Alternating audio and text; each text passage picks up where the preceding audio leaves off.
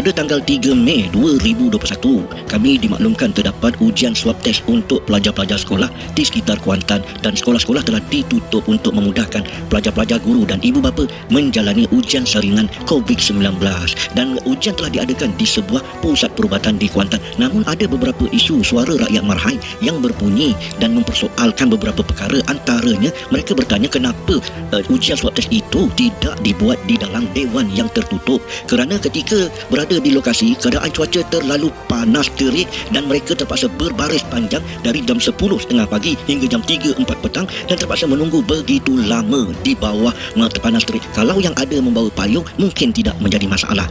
Satu lagi yang dipersoalkan ialah kenapa tidak ada pemantauan ataupun penguatkuasaan supaya ibu bapa menjaga SOP yang telah ditetapkan, kerana daripada video dan gambar-gambar yang kami terima jelas menunjukkan tidak ada pematuhan SOP jarak 1 meter yang telah ditetapkan oleh pihak kerajaan. Justru kita meminta dan menggesa supaya KKM memantau perkara ini dan sebolehnya meletakkan penguatkuasa untuk menjaga lokasi ini agar semua pihak dapat mematuhi SOP. Jika tidak, nanti COVID-19 akan lebih merebak kerana tidak ada pengawalan penjarakan di kalangan orang ramai.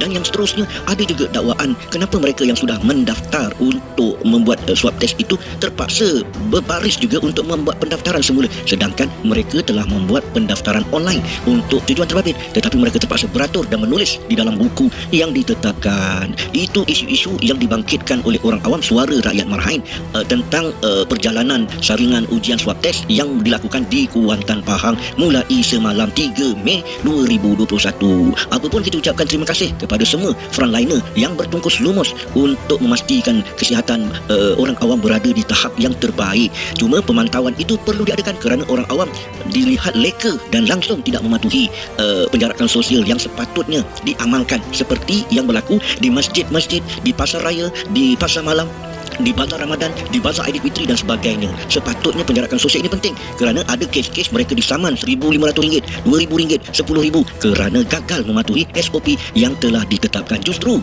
pihak penguatkuasa juga perlu memantau lokasi yang melibatkan jabatan ataupun pusat-pusat perubatan di bawah KKM. Kita tidak mahu ia menjadi isu di kalangan rakyat Marhain kerana di tempat lain perlu ada pemantauan penguatkuasaan, tetapi di dalam kawasan KKM tidak ada pemantauan. Ini kata mereka adalah satu isu dan memuskilkan kepada orang awam yang berada di lokasi terbabit. Apapun dipahamkan, COVID-19 semakin merebak di Kuantan dan ada beberapa tempat yang mula menerima arahan untuk PKPB termasuk kawasan Tanah Putih Kuantan, justru supaya orang ramai terutamanya penduduk di sekitar Kuantan berhati-hati dan jaga diri masing-masing. Jika tidak ada keperluan untuk keluar daripada rumah, sila duduk di rumah bersama keluarga anda. Okey, sekadar itu dulu daripada kami untuk jam ini. Kita jumpa lagi dalam episod yang akan datang. Jika ada gemarkan laporan berita dari channel ini, jangan lupa like, follow, share dan subscribe CMK TV, Suara Rakyat Marhain.